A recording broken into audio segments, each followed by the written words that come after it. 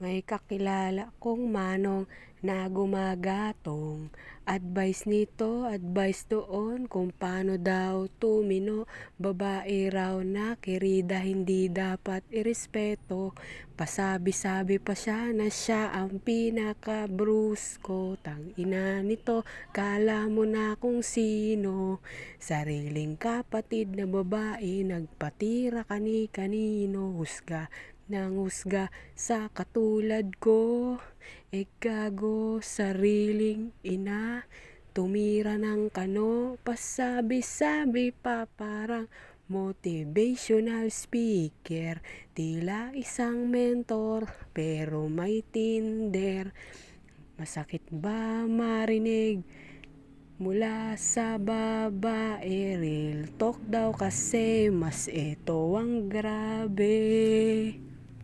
Coach Potato Price, nagkalat na sila. Piling mentor, adik pala. Gusto ng real talk, ayaw ng bola-bola. Kaya itong ginawang kanta para marinig nila. Ha, oh, oh, oh, oh, oh, oh. Mr. Coach Potato Price. Ano mang advice nila, replika sa sarili, baka husga na lang sa iba, kinalimutan ng pamilya, mga piling mentor sa dalaga, pinabayaan inaway sariling ina, isang kamangmangan sila. Coach Potato Price, nagkalat na sila. Piling mentor, adik pala.